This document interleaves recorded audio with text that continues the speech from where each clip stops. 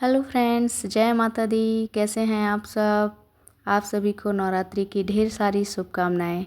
दोस्तों, इस वीडियो में हम जानेंगे कि इस नवरात्रि माता रानी की पूजा हम कैसे करें, उनकी चौकी कैसे स्थापित करें, माता रानी को घर में कैसे बुलाएं, किन किन बातों का ध्यान रखें, क्या गलतियां ना करें।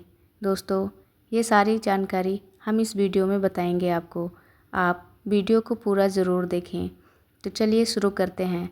सबसे पहले सुबह जल्दी उठकर स्नान करें, घर के मंदिर या साफ जगह पर चौकी लगाएं, माँ दुर्गा की मूर्ति या फोटो स्थापित करें, कलश स्थापना करें।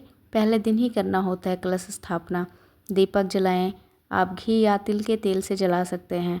माँ को रोली, अक्षत, फूल चढ़ाएं, फल और मिठाई का भोग लगाएं, दुर्गा चालीसा या मंत्र का पाठ करें, अंत में आरती करें। ये तो पूजा विधि हो गई। किन किन बातों का ध्यान रखना होता है? दोस्तों, नवरात्रि में साफ सफाई का विशेष ध्यान रखें। प्याज लहसुन का सेवन ना करें। व्रत रखने से विशेष फल मिलता है। मन से सच्ची भक्ति करना सबसे ज़रूरी है। नवरात्रि में माँ दुर्गा के 9 रूपों की पूजा की जाती है। हर दिन माँ के अलग स्वरूप की आराधना करने से जीवन की समस्याएं दूर होती हैं और सुख समृद्धि आती है।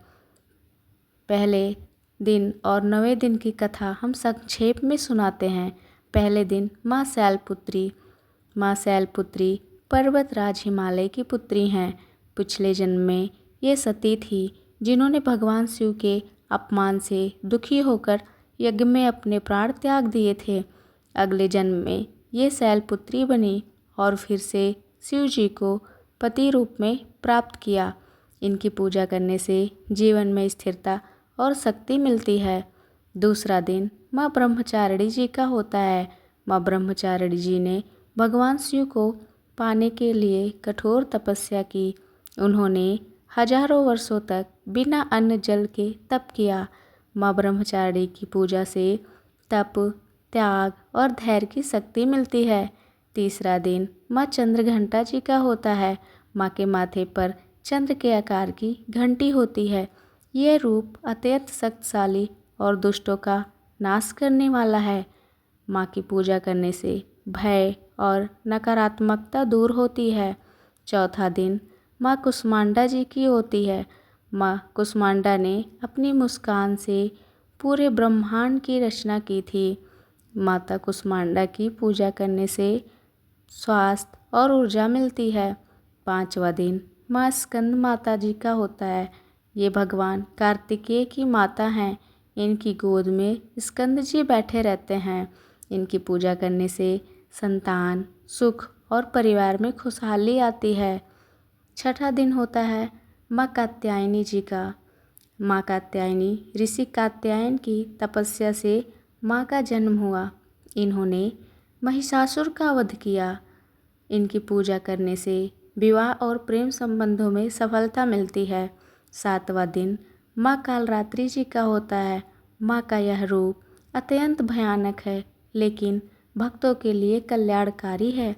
इन्होंने राक्षसों का नाश किया। इनकी पूजा करने से सभी प्रकार के डर और बुरी शक्तियाँ खत्म होती हैं। आठवां दिन माँ महागौरी जी का होता है।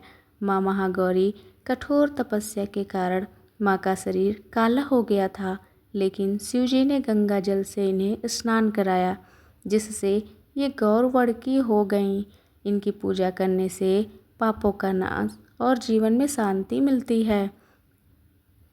9वां दिन माँ सिद्धिदात्री जी का होता है। माँ दुर्गा का 9वां रूप माँ सिद्धिदात्री हैं। ये सभी प्रकार की सिद्धियाँ, अलौकिक शक्तियाँ देने वाली मानी जाती हैं। पौराणिक कथा के अनुसार भगवान शिव ने भी माँ सिद्धिदात्री की उपासना की थी। उनकी कृपा से ही शिव जी को सभी सिद्धियाँ प्राप्त हुईं और वह अर्धनारीश्वर रूप में प्रकट हुए। माँ सिद्धिदात्री अपने भक्तों को ज्ञान, शक्ति और सफलता प्रदान करती हैं। इनकी पूजा करने से सभी प्रकार की इच्छाएं पूर्ण होती हैं, बुद्धि और ज्ञान बढ़ता है, जीवन में सफलता और उन्नति मिलती है। नवरात्रि के 8वें या 9वें दिन कन्या पूजन करना बहुत शुभ माना जाता है। अपने घर पे 9 छोटी कन्याएं बुलाएं। ये 9 छोटी कन्याएं माँ दुर्गा के 9 रूपों का प्रतीक मानी जाती हैं और एक लंगूर यानी छोटा लड़का जो कि भैरव जी का रूप माना गया है। इन कन्याओं को आदर से घर बुलाएं, उनके पैर धोकर उन्हें आसन पर बिठाएं, माथे पर तिलक लगाएं, हाथ जोड़कर उनका स्वागत करें, उन्हें भोजन कराएं, पूड़ी चना हलवा प्रसाद और दक्षिणा दें। अंत में उनके पैर छूकर आशीर्वाद लें। सच्ची श्रद्धा और भक्ति से माँ दुर्गा प्रसन्न होती हैं और जीवन में सुख शांति भर देती हैं। आपको यह वीडियो कैसा लगा कमेंट करके ज़रूर बताएं और हमारे चैनल को सब्सक्राइब भी कर लें। मिलते हैं आपको अगले वीडियो में। जय माता दी, जय माता दी, जय माता दी।